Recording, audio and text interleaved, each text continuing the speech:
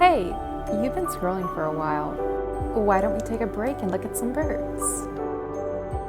Today, let's look at some birds that you're likely to find this winter.